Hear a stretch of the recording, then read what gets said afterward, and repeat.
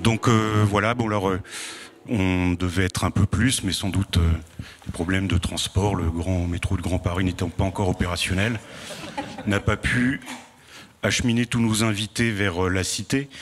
Donc on a donc Hélène de Comarmont qui est maire de Cachan, Nicolas Samsoen qui est maire de Massy, donc des élus et même des heureux élus, puisque vous avez une gare, des 68 gares et même 2 gares pour Monsieur Samsoen. Donc Samsoen, pardon. Ah, désolé. Oui, d'accord. J'avais peur de faire de la publicité à un opérateur coréen. Donc on va aborder ça du point de vue de l'élu, puisque les gares, c'est quand même des grandes transformations. Il n'y a quand même pas beaucoup de communes, sur le millier de communes parisiennes qui ont cet équipement. Est-ce que c'est un levier? On va essayer de voir, qu'est-ce que ça change pour vous? Comment vous vivez cette arrivée? Comment ça s'inscrit dans d'autres politiques de mobilité? Donc je propose qu'on aborde différentes thématiques croisées. En plus, vous connaissez bien, parce que vous êtes dans des instances... c'est quoi déjà? C'est un club... Ça marche? Oui. Nicolas Samsoen est président du comité stratégique qui regroupe les élus, les maires de la ligne 15. Et moi-même, je suis vice-présidente. Donc on a l'habitude, effectivement, d'échanger et de travailler ensemble. Et donc vos gares, Hélène de Comarmont, celle qui va ouvrir en premier en 2026. Et vous, de gare en 2027 Une 26, une 27, normalement, ça sauf s'il y a des informations contraires. Prenez le métro. Prenez le micro, pardon. Le métro. Lapsus. Le micro, ouais. Et je fais tout. Oups. Donc pour revenir sur vos communes qui ont des situations quand même assez différentes, pouvez-vous nous dire brièvement quelle est la situation en termes de transport sur votre commune par rapport voiture, transport en commun, les autres grands transports, parce que Massy c'est une gare, la 8e gare on pourrait dire du Grand Paris. Et est-ce que vous aviez identifié avant le projet une carence qui a été éliminée par le métro du Grand Paris? Qu'est-ce que vous attendez un peu de l'arrivée de cet équipement? Alors, Cachan, c'est une ville de 31 000 habitants qui a 3 km de Paris, au sud de Paris, donc de la Porte d'Orléans, qui n'a pas le métro. Donc voilà, je crois que c'est une information très importante, mais qui dispose de 2 gares du RERB, qui fonctionnent, comme vous savez, très très bien, et d'un certain nombre et puis effectivement d'un certain nombre de bus, qui je dirais est alimenté par les transports lourds, mais qui néanmoins est dans une situation de déficit ou de malfonctionnement, de dysfonctionnement du RERB, avec en plus une réalité dans cette ville qui est dans le département du Val-de-Marne et qui n'a pas de liaison lourde pour le coup avec les autres villes du Val-de-Marne, notamment la ville-préfecture d'ailleurs, Créteil. Donc c'est vrai que la question de la ligne 15 et l'opportunité de pouvoir d'abord disposer d'un métro, donc d'un transport efficace, rapide, ponctuel, qui permettent de véhiculer de nombreux voyageurs, et d'un métro qui soit métro ferrique, c'est-à-dire qui alimente de manière transversale, ce qui n'est pas l'architecture habituelle du métro parisien, qui alimente de manière transversale les villes voisines, était bien sûr à la fois une magnifique opportunité et j'ai envie de dire une nécessité pour les habitants de Cachan. Avec Hélène, nous partageons le RER-B. Moi aussi, je le prends. Voilà. D'ailleurs, la première fois qu'on s'est croisés, c'était à l'association des élus du RER-B Sud. Donc, vous voyez, donc avec ses limites. Par contre, sans doute l'une des différences entre Cachan et Massy, c'est que nous, on est quand même déjà plus loin de Paris. On est à 10 km de la Porte d'Orléans. Donc déjà, l'adhérence est un peu moins forte. Moi, j'ai coutume de dire aux habitants que la ligne 18, elle va changer 3 choses. La première, et ça montre l'importance de Paris en Ile-de-France, c'est malgré tout le lien à Paris. Parce qu'effectivement, il y a aujourd'hui le RER-B. Demain, avec le système 18-14, je le dis dans ce sens-là, parce que quand on dit 14-18, ça a un petit côté guerrier. Mais le système 18-14 permet de faire un deuxième lien à Paris. Et donc, que les quelques jours où parfois, de temps en temps, le RER-B faceille, ce qui est rare... ça arrive pratiquement jamais. Ça arrive pratiquement jamais. C'est les 29 février, uniquement des années non bissextiles. Mais on a une deuxième solution. Donc ça, c'est le premier sujet. Le deuxième sujet, c'est qu'il y a des pôles qui nous intéressent. Alors il y a le campus universitaire de Saclay qui va être relié à Massy, et ça c'est intéressant évidemment, notamment pour les étudiants, les chercheurs. Il y a le lien Orly quand même, qui reste un élément important d'attractivité.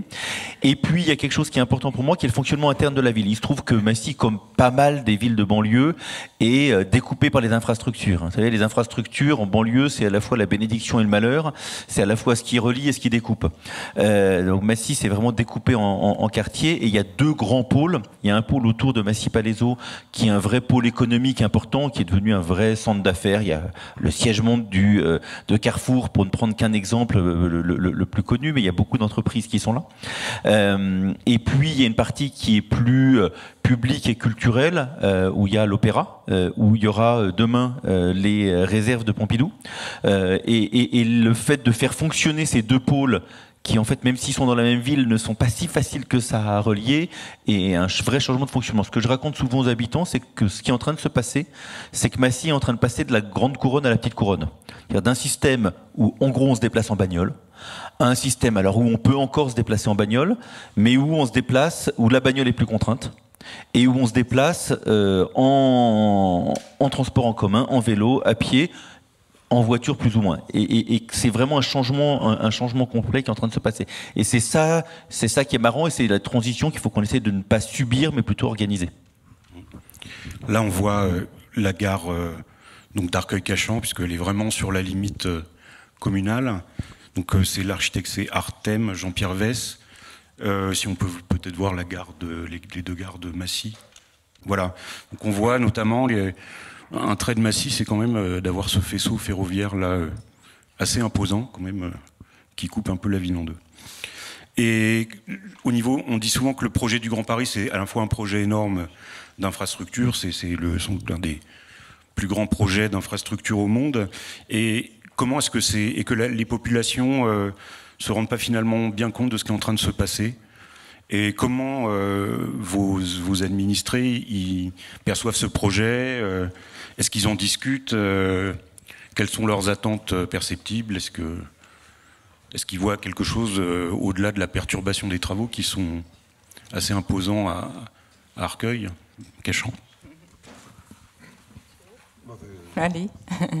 Peut-être plusieurs choses. Alors, d'abord dire que à l'échelle de la ville de Cachan, c'est un projet énorme, en fait, la construction de cette gare et l'arrivée de la ligne 15. Alors, on a passé la phase des grands travaux et des grosses difficultés de travaux. Et évidemment, pendant toute cette période, il y avait à la fois, de la part des habitants, la reconnaissance de la nécessité à ce qu'il y ait cette ligne de métro qui arrive dans la ville. Et d'ailleurs, les habitants étaient satisfaits qu'on se soit un peu battus pour ça.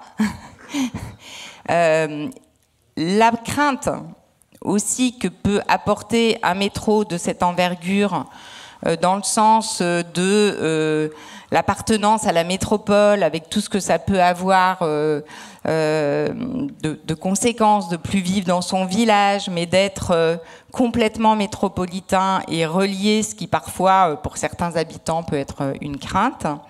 Et puis, après, il y a eu toute la partie nuisances, travaux, comment je fais pour continuer à vivre avec le bruit, etc., etc. Je voudrais dire de ce point de vue-là que maintenant que c'est passé, je dois dire que les relations avec la Société du Grand Paris, Société des grands projets aujourd'hui, ce sont quand même... Enfin, moi, je salue le travail qui a été effectué dans cette infrastructure complètement phénoménale qui a été portée par la SGP, d'avoir réussi à réaliser finalement ces travaux avec toutes les conséquences que ça pouvait avoir sur la vie quotidienne, dans de relatives bonnes conditions. Voilà, avec quand même une anticipation, une ingénierie, une capacité à traiter les problèmes et les difficultés qui nous a permis de surmonter, même si à l'instant T, c'était pas toujours facile à gérer et que bien sûr les maires, on est aussi en première ligne quand les habitants ont des difficultés parce que des problèmes de nuisances sonores, des questions aussi liées à la nécessité de boucher les carrières, la problématique des fissures qui ont pu apparaître ici ou là, compte tenu de l'importance des travaux. Et puis la dernière chose que je voulais dire par rapport à ça, par rapport à votre question, c'est que le projet de la ligne 15, c'est le projet, alors pour le coup, la ville de Cachan, elle est traversée par rien du tout. On a la chance d'avoir une ville de 290 hectares, donc relativement petite, et qui n'a ni voie ferrée, ni autoroute, ni, alors juste à la limite, mais finalement, on est encadré par des infrastructures, mais c'est une ville qui n'est pas du tout morcelée. Et donc, l'unité de la ville n'est pas nécessairement un sujet. En tout cas, c'est pas un sujet lié à la présence d'infrastructures qui viendraient rompre cette possibilité d'avoir une ville pleine et entière. Mais ce projet, c'est un projet qui est, comment dirais-je, exceptionnel en fait pour la ville de Cachan, et la manière dont il a été conduit est une situation exceptionnelle, à la fois par l'ampleur des travaux et du projet porté, mais aussi parce que, et ça je tiens à le souligner, c'est pas une ligne de métro comme les autres, en vérité. Et d'ailleurs, dans ce que vous montrez, les gares, les concours d'architectes, les œuvres qu'il y a sur les quais, la dimension aussi liée parfois à la topographie, qui nécessite de creuser d'aller très profond, la dimension du projet fait que ça existe, et moi je crois que ça va structurellement, pour le futur, modifier la manière dont nos villes, nos quartiers pourront être perçus, parce que ce sont des infrastructures qui sont belles aussi et qui ont été choisies pour cela et qui vont réellement exister, pas uniquement comme une bouche de métro, mais aussi comme quelque chose qui existe dans la ville. Plutôt d'accord, je vais aller même un poil au-delà de ce que dit Hélène sur le fait que ça s'est bien passé les travaux. Je trouve qu'il y a un truc qui a été réussi, c'est la mise en scène de l'exploit d'ingénierie et de travaux publics. Je pense qu'il y a un côté aussi fascination des gens et intérêt des gens, simplement pour le côté un peu waouh du truc. Il se trouve que à Massy, il y a eu une situation un peu particulière parce que l'été dernier, on a eu en même temps, le même jour, un truc où, alors c'était pas la SGP, mais c'était SNCF Réseau, changeait deux ponts centenaires avec la plus grande grue du monde, oui. Voilà, avec un truc qui était comme ça. Et ça, c'était le matin, et l'après-midi, il y avait le tunnelier qui entrait dans la gare de Massy-Opéra. Et en fait, ce truc-là, qui est quand même assez unique, je me dis que je vais m'emmerder pendant mon prochain mandat, faut que les électeurs me battent, mais ce truc-là a vraiment marché. Le côté fascination, on entend souvent le côté les gens blasés, etc. Moi, je pense que ce truc-là, les grands projets, on arrive à intéresser les gens. Il y a un énorme appétit en fait pour des trucs qui changent. Ça, c'est le premier point. Et deuxième point, il se trouve que sur la réaction, moi mes deux gares sont très différentes en fait. Il y a la gare qui est au cœur de la gare de Massy-Palaiseau. En fait, les habitants qui sont à côté, ils sont déjà super bien desservis. Donc ça leur change pas la vie pour eux. Donc je dirais que pour les habitants près de Massy-Palaiseau, puis la gare, elle est en plus au milieu du faisceau ferré. C'est presque un sujet là plus de système de transport francilien qu'un sujet local. Massy-Opéra, c'est très différent. On est au cœur du quartier politique de la ville. Et là, alors, on peut marcher aujourd'hui, les habitants qui sont là, ils peuvent marcher en 12-13 minutes, ils arrivent à la gare des Baconnais. Mais ça va vraiment changer les choses pour eux. Et là, il y a quand même un appétit, un intérêt pour le changement de vie quotidienne qui est réel. Et il y a une médiation dans les quartiers pour expliquer aux gens comment ils ont perçu ça. Alors, je ne sais pas si le mot médiation est complètement... Enfin, on raconte le truc et ça intéresse les gens. Je le dis peut-être avec des termes plus de tous les jours. Mais il y a beaucoup d'intérêt sur le sujet. Vraiment, vraiment. Ça intéresse et ça intéresse positivement. J'ai eu extrêmement peu... Peut-être aussi parce qu'on est arrivé après. Mine de rien, la ligne 15 Sud, c'était une des premières. Nous arrivés après... les inquiétudes sur l'impact, les maisons qui risquaient de s'écrouler, etc. Enfin, honnêtement, on a eu quasiment rien. Et même sur les nuisances, il y a eu quelques trucs, mais quand même tout ça. Il faut encore peut-être qu'on est arrivé après, que l'expérience aussi accumulée de la SGP a fait que c'était particulièrement bien géré. Mais non, les gens, ça les intéresse. Ça les intéresse. Oui, je voulais revenir sur la perception des habitants pour dire que il y a eu tout un travail de sensibilisation, d'information, etc. Mais moi, il se trouve qu'en 2018, j'ai mené une action de démocratie participative, comme on dit, sur le devenir de la ville, sur quel destin commun on a. Il y a 2000 personnes qui y ont participé. Et en 2018, il y avait la manifestation d'une crainte quand même. Et c'est toujours un peu, et je pense que c'est vrai à Cachan, mais sans doute dans plein de villes qui seront traversées par le Grand Paris. C'est la question de est-ce qu'on est un village et la ville du quart d'heure de Carlos Moreno, c'est-à-dire on veut rester là parce qu'on est bien et que finalement on a envie de fonctionner dans un état d'esprit collectif, de vivre ensemble, où tout est à portée de chez soi, etc.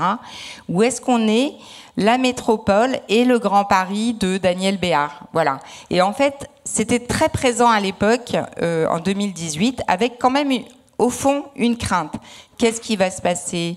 La densification, la gentrification. Comment on reste maître, finalement, de notre destin, alors que on est de fait déjà métropolitain, mais que la ligne 15 va renforcer cet effet-là. Et je viens de refaire la même... démarche, on va dire, et j'ai beaucoup moins ressenti la crainte, comme si c'était quand même quelque chose qui était perçu aujourd'hui comme d'abord la réalité de tout le monde, on est quand même tous métropolitains, et finalement, si on est des acteurs de notre territoire, on peut quand même maîtriser ce qu'on fait de tout ça et comment on continue à maintenir dans nos villes une réalité territoriale de ville du quart d'heure ou de ville qui permet d'apporter à chacune et à chacun tout un tas d'aménités et quelque part, ça renforce l'attractivité quand même de nos communes. Alors, on va revenir un moment à l'architecture. Donc, Joanne Bousquet rappelait ce matin que dans les systèmes de transport, un peu avec les opérateurs, les compagnies de chemin de fer, ils mettaient des gares un peu standardisées, avec type A, type B, type C, un peu en fonction de l'importance de la ville. Et là, en fait, on a des gares particulières à chaque arrêt. Donc ça fait un peu une double appartenance, un système et puis une appartenance locale. Pour vous, quelle image la gare renvoie dans la ville en tant que nouvelle porte d'entrée de la commune? Qu'est-ce qu'elle exprime selon vous? Puis je le demande d'autant à Nicolas Samsoun que j'ai oublié de préciser qu'il avait travaillé chez AREP pendant 4 ans, donc ça doit l'interpeller. Quitte à vous décevoir, alors là encore, les deux gares sont un peu différentes. Et sans offense pour l'architecte, pour Richer en l'occurrence sur Massy-Palaiseau, elle est quand même tellement au cœur, enfin elle est au milieu du faisceau ferré. Donc son impact urbain, en fait c'est quand même plus, et là encore je veux pas minimiser le travail fait par l'architecte, mais on est quand même plus dans une évolution d'une méga gare que dans un nouvel objet.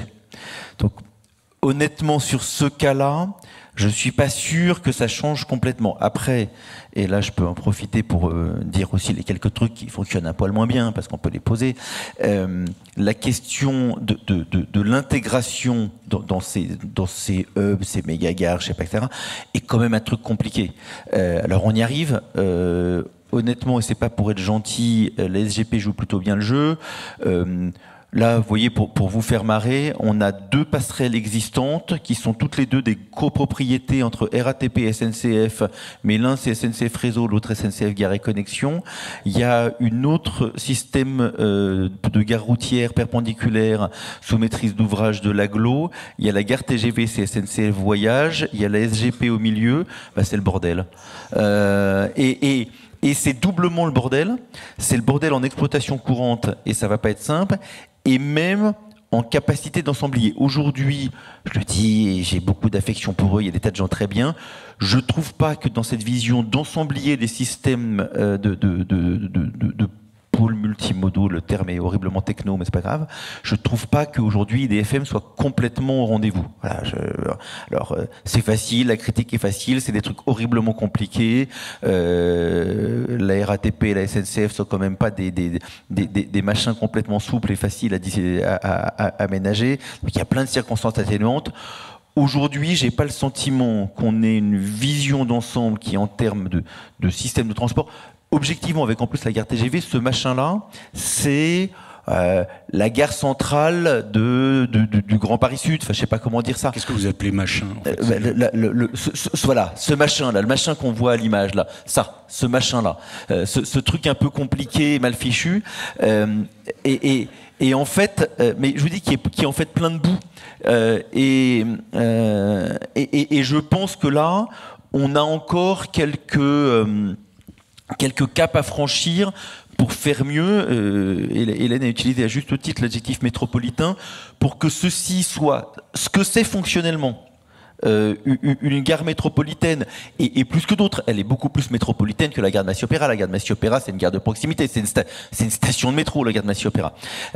Ici, ça c'est vraiment un pôle multimodal. On a, voilà, pour que vraiment ça irrigue partout, c'est pour tous les habitants de l'Essonne. Je suis élu départemental aussi. Pour tous les habitants de l'Essonne, à un moment, ce machin-là, je garde le truc, mais ça a été utilisé, machin, vous savez, ça a été utilisé par des choses beaucoup plus importantes que la gare de Massy-Palaiseau.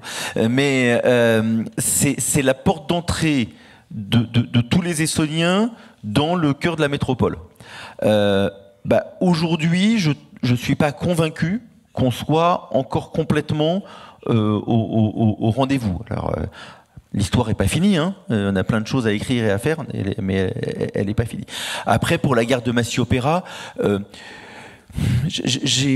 c'est peut-être une réaction à mon passé arépien. Je trouve qu'il faut aussi faire des gares qui s'impose pas trop. Moi, j'ai toujours dit à la LGP que je la trouvais trop grande, donc je suis un peu à contre-emploi, j'avoue. La discrétion et la fonctionnalité pour faire rayonner le quartier, voilà, tout ceci a été dessiné il y a longtemps. Je suis pas sûr que j'aurais poussé à ça. J'aurais sans doute poussé à ce qu'on fasse un truc franchement un vrai immeuble avec plusieurs choses et une gare cachée à l'intérieur. Voilà, elle a le mérite d'exister, elle est élégante, elle fonctionne. Je suis pas un inconditionnel. Est-ce qu'il faut rappeler que les maires n'étaient pas au concours Ouais, alors moi j'étais pas maire à l'époque, je sais pas. Et puis, et en l'occurrence, je suis pas sûr. J'ai totale affection pour mon prédécesseur, mais je suis pas sûr qu'on soit sur la même ligne sur le sujet. Je pense que là, c'est mes côtés peut-être, je sais pas, arépiens défroqués ou un truc comme ça, si ça existe. Juste sur Akachan, alors moi j'aime bien le côté un peu monumental parce que je trouve que c'est un comment dire, non mais parce que ça existe en fait et que je trouve que c'est bien d'avoir un effort architectural qui était porté sur les gares et d'avoir recherché une identité. Voilà. Après, c'est vrai qu'une fois qu'on a ça, Akachan, ça arrive dans un quartier plutôt pavillonnaire, avec le RERB qui est quand même pas très très beau et qui est en surface, et voilà, un quartier plus dense, on va dire. Donc une fois qu'on a ça, effectivement, il faut savoir qu'est-ce qu'on en fait, parce qu'on fait la ville. On n'est pas uniquement dans une symbolique, en fait. Donc on fait la ville, et donc on a la chance, et c'est un travail qu'on n'a pas fini avec la SGP, d'avoir une propriété foncière autour, enfin sur la gare déjà, et autour, et d'avoir pu anticiper la suite de l'histoire pour construire un écoquartier, donc avec une logique de densification urbaine, mais qui vienne quelque part redonner une réalité urbaine à cette gare du Grand Paris. Donc je pense que c'est le début de quelque chose qu'il fallait en faire la ville, et je pense que nous, en tant qu'acteurs et maires, c'est aussi notre préoccupation, c'est-à-dire qu'on ne peut pas avoir juste un truc qui sort, qui soit monumental et qui n'évoque pas grand-chose. Après, sur l'identité, les artistes, les architectes qui ont été choisis, c'est vrai qu'on a plus ou moins participé. On a participé sur les quais de gare à la sélection des artistes qui vont venir illustrer les quais. Donc il y a quand même quelque chose de la ville. Des artistes qui ont été en résidence chez nous d'ailleurs, donc qui ont quand même essayé de s'imprégner de nos réalités territoriales pour porter quelque chose, une vision parfois chez moi qui est plus abstraite qu'autre chose, mais c'est un choix que nous avons fait. Mais sinon, voilà, il y a aussi un portage par la SGP qui a été réalisé, et il faut aussi qu'on arrive à remettre tout ça dans notre histoire commune. Mais je pense que c'est en chemin, en tout cas pour nous. Très bien. La gare, en plus, vous luttez un peu avec la gare du RER, qui est un peu sur le viaduc, une gare volante. Il y a quand même un assez beau point de vue. Et comme le RER B s'y arrête souvent, de gré ou de force, on peut en profiter beaucoup. Donc si on zoome maintenant l'échelle du quartier, on a pensé aussi ces gares comme des points de centralité, des points de développement. Quelle image ils doivent renvoyer? Est-ce que c'est le nouveau centre de la commune? Est-ce qu'il y a aussi des stratégies pour le foncier? Comment ça se passe?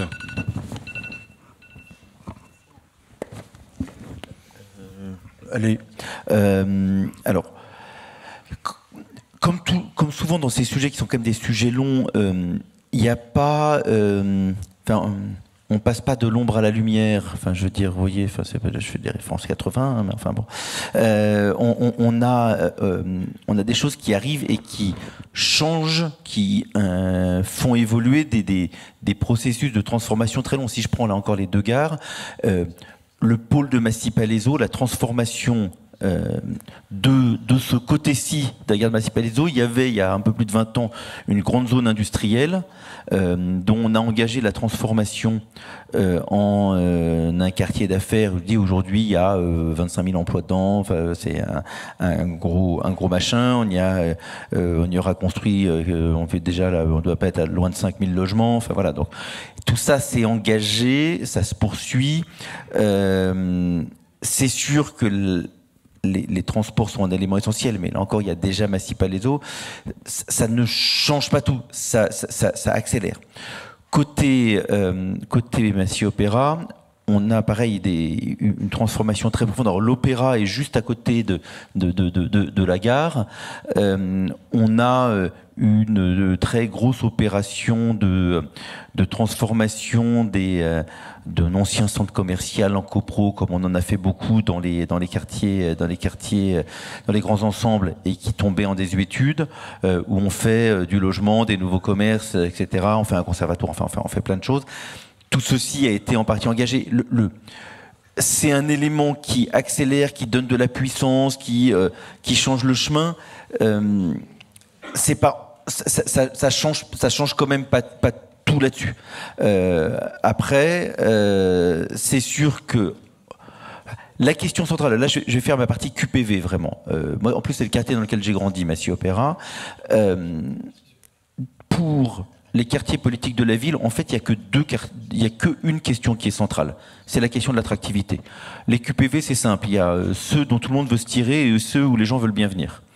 Et si on veut réussir à faire que nos QPV basculent pas du côté obscur de la force, le sujet, c'est qu'il y ait des éléments qui fassent que les gens ont envie d'y venir. la gare est un élément essentiel, mais d'où le pari fait, alors par mon antéprédécesseur il y a 30 ans de mettre l'opéra à cet endroit-là, est un pari qui va en ce sens-là. Le pari qu'on fait avec les réserves de Pompidou est aussi ça. Le sujet, c'est de réussir à mettre au cœur des quartiers politiques de la ville suffisamment d'éléments qui équilibrent la tendance centrifuge et qui, au contraire, attirent et en font des lieux de ce qu'est la ville, c'est-à-dire des lieux de rencontre, des lieux où les gens ont envie de venir. La gare, elle participe à ça, mais voilà, c'est pas la gare toute seule qui fait ça. Mais je pense que l'impact sur les... Alors, encore Massy, c'est pas de ce point de vue-là, c'est pas la situation la pire de ce quartier politique de la ville-là. Il était relativement bien desservi. Dans certains, je pense notamment au secteur de Clichy, dans des secteurs qui étaient très mal desservis, je pense que l'impact des transports comme levier de transformation des QPV pour réussir à leur redonner de l'attractivité, je pense que c'est un vrai sujet métropolitain majeur.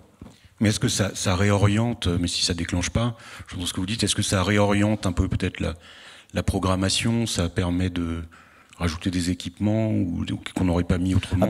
Très clairement, au moment où on répond à l'appel à manifestation d'intérêt de Pompidou pour installer du centre Pompidou, pas du président, il est mort. Est-ce que vous avez gagné les réserves? Non, c'est pour ceux qui dorment au fond de la salle. Mais du centre Pompidou... Vous allez avoir les réserves du centre... Exactement. Il y a les réserves avec 3000 m² ouverts au public, des expositions... Enfin, je veux dire, c'est pas juste un bâtiment de stockage, sinon aucun intérêt. C'est évident que dans les éléments qui décident le centre Pompidou, ils en parleraient mieux que moi, mais à s'installer ici, c'est sûr que ce sujet-là, il est un atout majeur. Alors, est-ce qu'il suffit à tout faire basculer? J'en sais rien. Je pense qu'en l'occurrence, sans la gare de la ligne 18, ça se fait pas. Donc oui, ça change des choses de manière extrêmement profonde. Ça, y a pas de doute. Peut-être pour répondre à votre question, nouveau cœur de ville, non. Nouvelle polarité, oui. C'est-à-dire que c'est effectivement, alors en plus on est à 300 mètres du centre-ville, donc on n'est pas très loin non plus, mais c'est sûr que l'existence de cette gare, qui était déjà la gare du RERB, donc ça existait déjà, va renforcer la polarisation et l'attractivité de ce secteur. Et que quelque part, il faut effectivement veiller, et ça peut être une des... il faut en effet faire en sorte que ça ne déséquilibre pas l'aspect fonctionnel de la ville et la nécessité de pouvoir préserver un centre-ville vivant avec des commerces, avec des équipements publics, ils y sont, avec voilà. Donc c'est un peu il faut réussir à jouer en fait avec ce développement dans ce secteur compte tenu de l'équilibre global de la ville. Alors moi c'est pas dans un QPV pour le coup, pas du tout, donc c'est pas du tout ce sujet-là qui est en cause.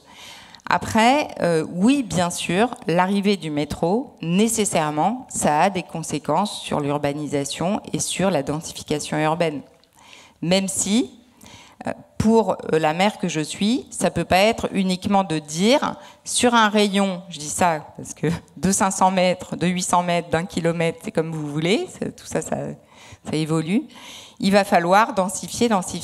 Non, dans une commune, il y a des secteurs de densification et ça, je pense que c'est les élus et qui doivent porter cela. Il y a des secteurs de densification qui doivent être portés et c'est pas toujours simple aujourd'hui. Je vais pas vous l'apprendre quand même, qui doivent être portés dans un équilibre global.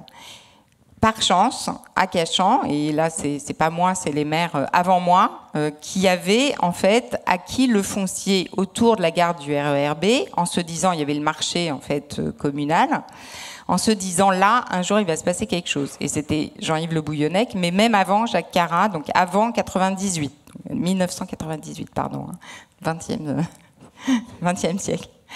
Donc c'était vraiment enfin une perception que nécessairement là où il y a des transports lourds, à l'époque la ligne 15 ça n'existait pas hein, évidemment, là où il y avait des transports lourds, forcément il allait se passer des choses, et donc l'acquisition foncière, qui est une politique qui est portée de manière assez dynamique à Cachan historiquement, on va dire encore aujourd'hui, mais historiquement, a fait que le secteur de la gare est un secteur où le foncier appartient à la ville et à la SGP, qui, du fait de la nécessité des travaux de l'infrastructure, a dû acquérir, en complément finalement de ce que la ville avait déjà, des entités foncières qui permettent aujourd'hui, et je pense que c'est une chance, de se dire finalement qu'est-ce qu'on fait autour de la gare avec une ville multifonctionnelle, de l'activité, du logement social, la question aussi de la mixité sociale,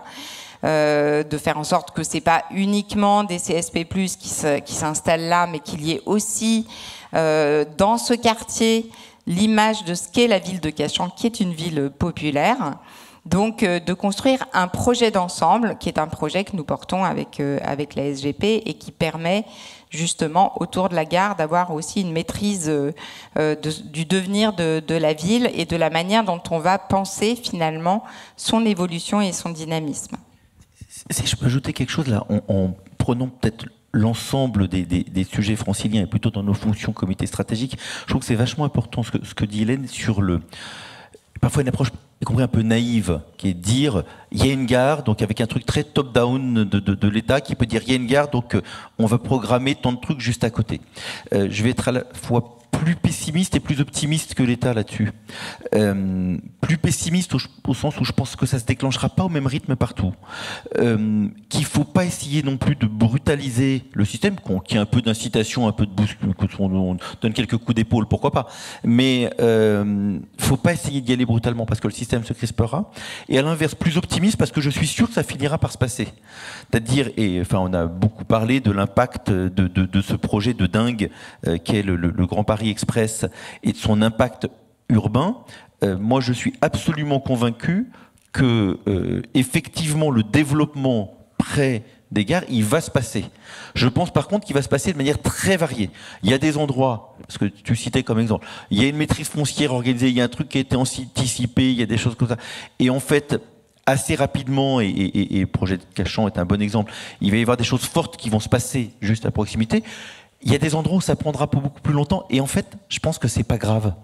Je pense que ça n'enlève rien à la puissance du truc. Il y a, enfin, on faisait avec Julien Bargeton, on discutait tout à l'heure, on faisait la comparaison en disant, en gros, c'est la comparaison qu'on peut avoir, c'est Haussmann, avec la brutalité du changement du système de voirie de Paris, et là, la brutalité aussi dont se fait ce réseau de transport et l'impact qu'il peut avoir. L'impact d'Haussmann, il y a des choses qui se font immédiatement. Alors, je connais moins l'histoire de l'urbanisme, il y a plein de gens beaucoup plus compétents que moi ici, surtout dans cette noble maison. Mais il y a des choses qui se passent tout de suite, et puis il y a des choses qui se sont passées sur des décennies suivantes, et tout ça, c'est très bien. Et tout ça, c'est très bien. Donc, je pense que ce sujet-là, c'est une énorme révolution pour la banlieue. Ça fait entrer pleinement des tas de lieux importants dans le système métropolitain. Ça fait vraiment changer, ça change vraiment l'échelle de Paris, qui aujourd'hui est un espèce d'attracteur étrange. Enfin, je veux dire, on est la métropole du monde la plus concentrée, et donc ça ouvre des potentiels qui sont formidables. Et ces potentiels, ils vont se réaliser dans le temps, certains très vite, de manière très puissante. Et là encore, je prends mes deux gares, moi. Déjà, à côté de Massy-Palaiseau, il y a des trucs, on a eu des magnifiques articles dans Le Monde, Port-en Parc dessine les futurs quartiers du Grand Paris. Vous avez des trucs qu'on monte à R+12 juste à côté de ce truc-là, ce qui en Grande Couronne n'est quand même pas un truc complètement facile, etc. Donc, on fait un truc qui se lâche complètement. Aujourd'hui, à côté de Massy-Opéra, il se passe pas forcément grand-chose. C'est pas grave. C'est vraiment pas grave. Je pense que se dire que cette déflagration du Grand Paris Express, elle va avoir des transformations immédiates fortes à certains endroits et des choses qui vont être plus longues à d'autres endroits, je pense que c'est extrêmement important pour comprendre l'impact du truc. Pardon, j'étais un peu long. c'est bien. Je veux bien Oui, réagir sur ce que dit Nicolas pour dire que moi je pense que, je rejoins assez ce que tu dis sur le fait que les choses se feront. Et j'ai même envie de dire qu'il y a le rythme il y a le rythme de la ville, il y a le rythme des gens. Et moi je pense que on doit être dans une projection à moyen terme. Et que dire que tout d'un coup, il faudrait transformer 500 mètres autour des gares sans se poser la question de qu'est-ce qui se passe, qui vit, comment, quelles sont les aspirations, je pense que ce serait une erreur. Et donc oui, je crois que le rythme de la ville, il doit être pris en compte aussi, et qu'il y a des choses qui peuvent être réalisées tout de suite et d'autres qui se feront. Et la deuxième chose que je voulais ajouter, c'est la question de la maîtrise publique.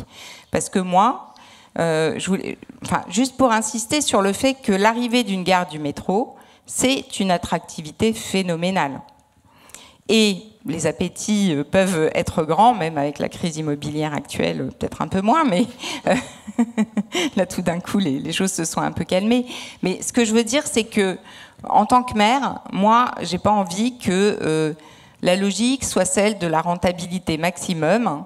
Je veux dire, en dépit de ce qu'est la ville et des aspirations des habitants. Et donc, la question, c'est comment on arrive à maîtriser finalement ce qui se passe. Avec la question foncière, on peut être propriétaire foncier et donc derrière avoir totalement la maîtrise des choses. Mais au-delà de ça, pour moi, c'est quand même un sujet. Je dis ça parce que évidemment, le secteur, la promotion immobilière peut avoir beaucoup d'appétit dans des zones aussi attractives, mais que le projet, il doit d'abord être le projet de la ville et des gens. Et je pense que c'est très important si on veut assurer des mutations qui nous permettent d'avoir demain des villes vivantes, qui permettent d'avoir de l'activité économique, des entreprises, des habitants, de la mixité sociale, des tiers-lieux, etc., des équipements publics. Donc je crois que ça, c'est un sujet qui, en tout cas, moi, me préoccupe de ne pas laisser les choses se faire toutes seules, parce que ce ne serait pas forcément le meilleur pour tout le monde. Voilà. Donc, merci, oui, c'est sage de dire qu'on ne va pas contrôler le développement urbain, mais néanmoins, on peut quand même avoir des idées. Bon, là, tout le monde a peur de la gentrification et que les gens du centre de Paris se ruent pour habiter au pied d'une des 68 gares. On voit qu'il y a des situations très différentes, mais est-ce qu'au-delà de ça, vous pensez que ça va recomposer un peu de l'habitat dans votre territoire communal, des gens qui sont peut-être plus dans des quartiers pavillonnaires âgés vont vouloir venir habiter dans le centre.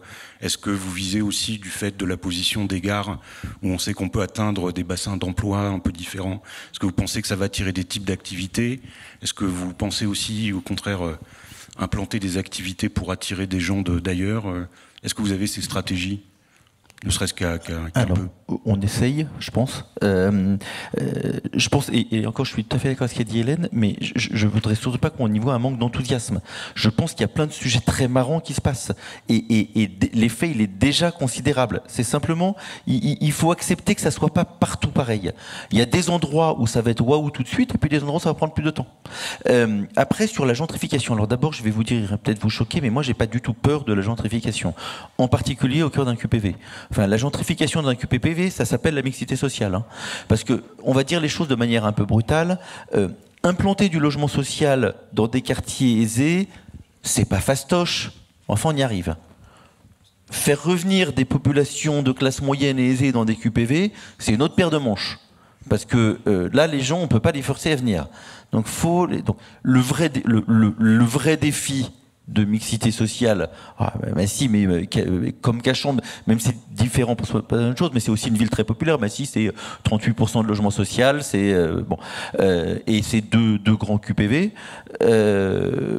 Moi, l'idée de se dire que c'est un levier de gentrification, c'est le terme péjoratif, mais enfin c'est un levier de mixité sociale.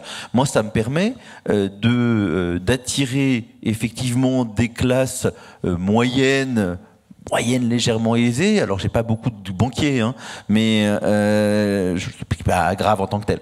Mais dans le QPV, je trouve que c'est plutôt une vachement bonne nouvelle. Après, il y a des vrais enjeux, et ça qui sont des enjeux de toute l'Île-de-France, de faire que il y a aussi un mouvement un peu symétrique qui se passe dans les secteurs plus aisés et que la mixité se passe aussi pour qu'on puisse continuer à accueillir tout le monde. Mais en tant que tel, un peu de gentrification ici. Dans le quartier, j'y vais très, très doucement, on fait peu de démolitions, on est sur un sujet où évidemment l'objectif c'est que les gens qui sont là puissent rester là, etc. Donc on n'est pas, on n'est pas en train de chasser les pauvres pour mettre des riches à la place. C'est pas vrai. Enfin, il n'y a pas de grand remplacement, si j'ose utiliser la formule, hein.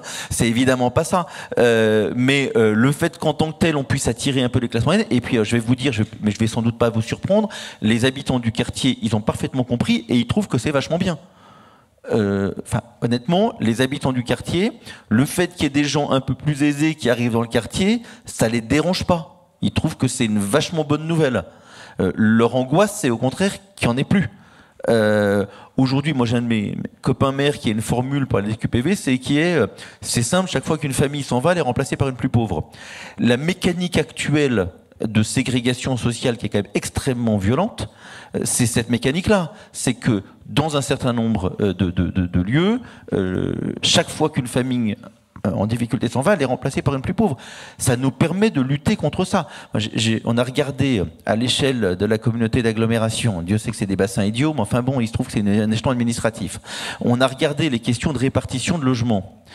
Massy, c'est 15% des logements sociaux, c'est 40%, c'est 15% de la population, pardon, j'ai plus le chiffre exact en tête, mais genre 25% des logements sociaux, 45% des logements sociaux dits abordables et 60% des attributions de logements sociaux au premier quartile. Aujourd'hui, les mécaniques d'attribution du logement social partout, hein, c'est des mécaniques de ségrégation sociale hyper puissantes. Donc ça nous permet, la gentrification, ça nous permet de lutter contre ça. C'est pas mal. À Cachan, on est dans une situation vraiment différente parce que pas du tout en QPV, plutôt dans un secteur qui est déjà plutôt CSP+, on va dire, enfin en tout cas, et avec l'objectif que je porte avec l'équipe municipale de continuer et de porter le logement social dans ces quartiers qui sont plutôt des quartiers où la situation sociale des habitants n'est pas problématique. Donc, du coup, c'est vrai que dans le projet de ville et dans le projet de gare et dans les logements qui seront créés, on porte l'idée qu'il y a 30% de logement social. Et c'est vrai, d'ailleurs, dans toutes les initiatives qui sont portées sur ce site-là, ce quartier-là, indépendamment de la gare, y compris d'ailleurs quand c'est des acteurs privés qui portent. Donc, la question de la gentrification, moi, j'ai pas de difficulté. La mixité sociale, c'est précisément d'avoir des populations qui sont mixtes. Donc, je pense que c'est bien. Après, il y a un petit sujet tout de même qui est la question de la cherté de l'accession à la propriété ou des loyers privés. Parce que il y a une chose qu'il faut éviter, c'est pas la mixité sociale, c'est la fracture sociale. Et quand on a une attractivité phénoménale autour d'une gare qui fait que tout d'un coup, les prix au mètre carré vont s'envoler, eh bien là, c'est plus les mêmes populations qui vont venir.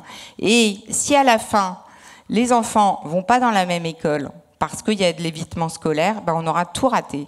Et moi, c'est un peu ça mon inquiétude liée à la gentrification, c'est de pousser les habitants ailleurs et de ne plus permettre à ceux qui sont là de pouvoir y rester. Et dernière chose sur le logement social, je rejoins ce que dit Nicolas sur les mécanismes d'attribution aujourd'hui qui tendent à paupériser les habitants du logement social, alors que 80% des familles sont éligibles quand même, hein. Donc ça veut dire qu'en réalité, le besoin, il est là. Et il est vraiment là. Et moi, je souhaite vraiment qu'on continue à produire du logement social. Et je suis plus que réservée, très en colère sur le fait de faire rentrer le logement intermédiaire, parce qu'en fait, ça va faire baisser la pression sur les villes, et qu'à la fin, on va se retrouver avec des logements qui sont pas accessibles pour nos habitants. Parce que moi, quand j'ai du logement intermédiaire, j'arrive pas à trouver des familles qui ont les revenus nécessaires pour payer les loyers. Donc voilà, donc je pense que cet équilibre, il n'est pas si simple, et il faut vraiment qu'on arrive à maîtriser les choses, et que la gentrification, c'est pas du tout un gros mot, mais par contre, pas la fracture sociale pas des gens qui sont dans des situations tellement différentes qui n'arrivent plus et qui ne peuvent pas vivre ensemble. Et c'est vraiment une préoccupation pour les maires, et en tout cas pour la maire que je suis. Donc la politique du transport ne va pas tout régler. Alors juste une dernière question avant qu'on rende le micro à nos camarades. En fait, est-ce que... Donc on a ce transport-là qui est aussi un transport écologique, qui est censé substituer quand même à d'autres modes automobiles et des modes plus polluants. Et quel est le pas que vous imaginez après dans votre commune? Est-ce que aussi vous imaginez dans des communes comme Cachan, qui sont quand même entourées d'autres communes, de partager, d'imaginer des moyens pour faciliter l'accès à cet équipement aux autres? Enfin, j'imagine que vous avez déjà dû en discuter. Si vous pouvez nous dire brièvement la recette. Oui, très rapidement, oui, l'intermodalité, c'est indispensable. C'est-à-dire que le réseau de bus a intensifié, parce que ça suffit pas d'avoir un métro. Le métro, il arrive à un point, à un endroit, mais autour, il faut aussi des transports qui prennent le relais.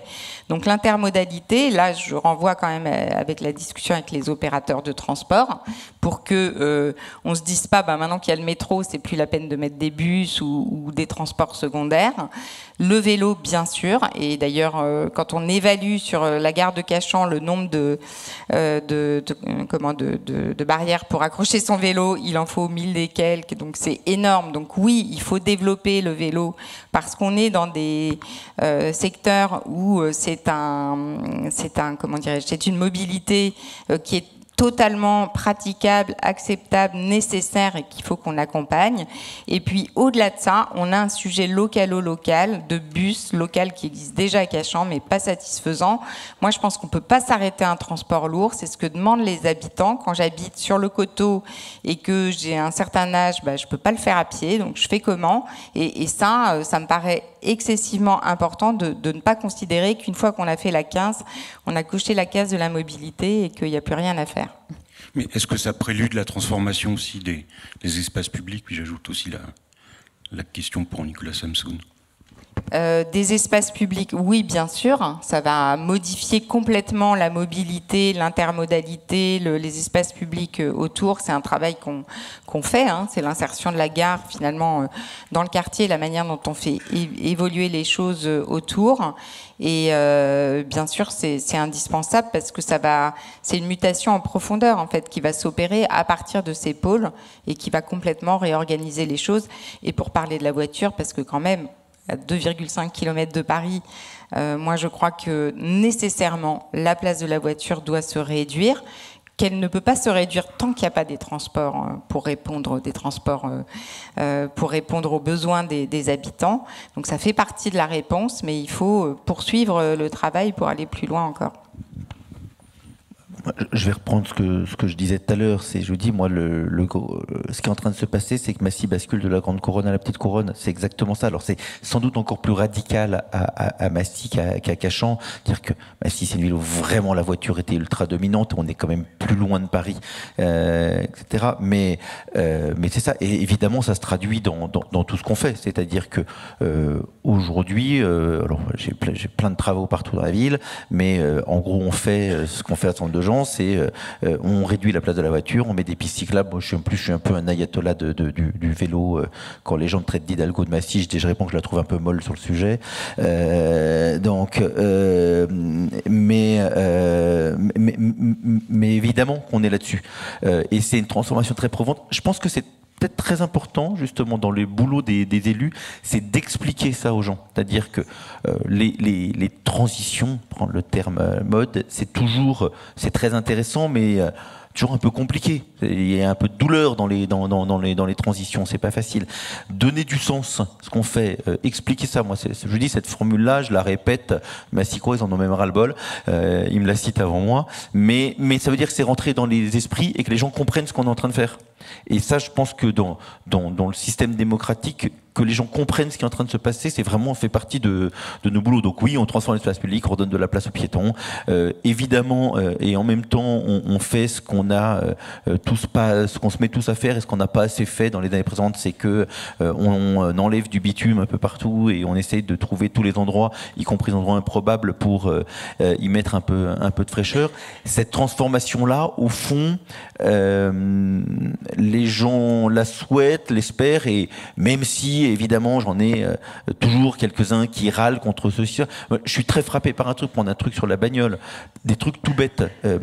Je me suis mis il y a quelques années à rajouter vraiment des stops à pas mal d'endroits, et notamment à faire le truc que maintenant on fait tous, hein, c'est de mettre le stop sur la voie principale pour laisser la voie secondaire passer, pour rompre la vitesse. Au début, je me suis fait, comme tout le monde, engueuler comme du poisson pourri. Mais aujourd'hui, c'est des trucs qui sont juste des évidences. Et si j'essayais de supprimer les 10 stops, je me ferais massacrer.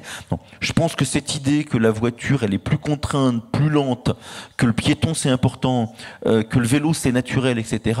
On a parcouru en quelques années un chemin considérable. Et aujourd'hui, il faut mettre en œuvre, raconter, soigner les trucs. Mais le combat idéologique là-dessus, il est gagné. D'accord, merci beaucoup pour ces témoignages, merci de votre présence. Merci.